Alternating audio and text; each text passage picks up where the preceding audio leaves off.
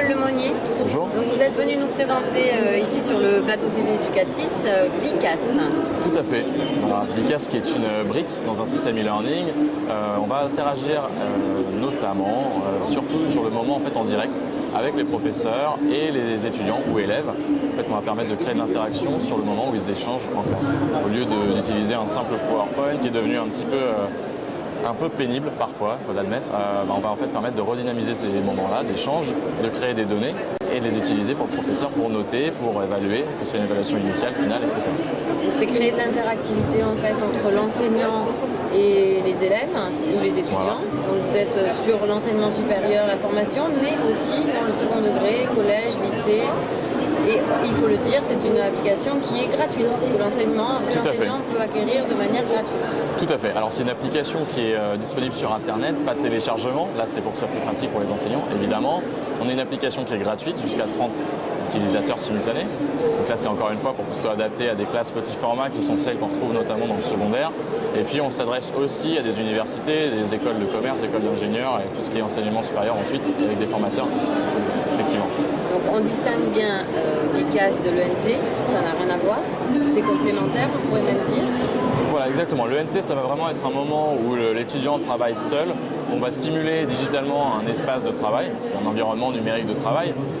Et Bicast va vraiment venir compléter les interactions du professeur pour rendre plus dynamique les enseignements qui se font sur place. On va permettre d'avoir par exemple un petit peu de compétition avec des quiz. On va donner un petit quiz, questions ouvertes, questions fermées, etc. avec un petit classement, le petit podium qui permet aux étudiants de se classer. Ça marche beaucoup dans l'enseignement supérieur. Après les concours notamment, on garde un petit esprit compétition.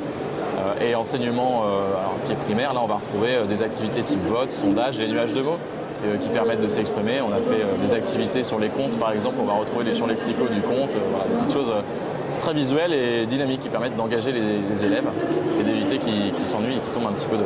Collège, lycée, maintenant qui sont dotés de plus de tablettes, on peut tout à fait imaginer une classe 30 tablettes, l'enseignant avec sa tablette et son smartphone, et qui travaillent ensemble sur un contenu. L'enseignant dépose des vidéos, dépose des photos, dépose des graphiques, n'importe quoi, sur un scénario pédagogique qu'il a préparé en amont.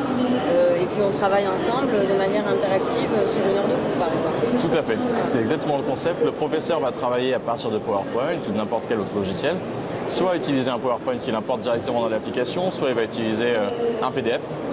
Et à partir de là, ou sans ça d'ailleurs, il va pouvoir créer son scénario pédagogique et agrémenter en tout cas ses slides avec des différentes activités qui vont aller du vote jusqu'au brainstorming en passant par le trombinoscope, etc.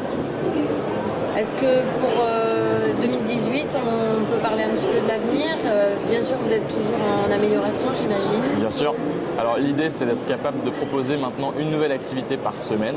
On a fait une très grosse mise à jour cet été qui technologiquement nous donne un vrai avantage par rapport aux autres technos qu'on utilisait avant. Donc on va aller plus vite, on va proposer plus d'activités et on va orienter aussi notre activité vers la distance, le distanciel, pour permettre aux professeurs de donner par exemple un cours soit à plusieurs classes, soit de permettre aux étudiants qui par exemple seraient malades ou absents pour quelconque raison de suivre quand même le cours grâce à l'audio et les slides qui vont défiler avec en plus les activités auxquelles il pourra prendre part directement depuis son ordinateur. D'accord. Donc vous répondez aussi à ce qui a un petit peu le vent en poupe, c'est-à-dire la classe inversée? Tout à fait, bien sûr. Alors la classe inversée, c'est un dispositif qui est... moi je trouve que ça marche très bien, ça va dans le sens David Goldman de l'activité pour la mémorisation. Effectivement, on va pouvoir faire ça avec Bicast, donner accès à des ressources en amont pour préparer un cours et plutôt venir faire des applications en cours avec des activités, des petites mises en situation avec des brainstorming, etc. Tout à fait. Eh ben, très bien. Donc pour les enseignants qui ne connaissaient pas Bicast, vous pouvez peut-être donner le site internet? Bien sûr, alors c'est rien de plus simple, bicast.com.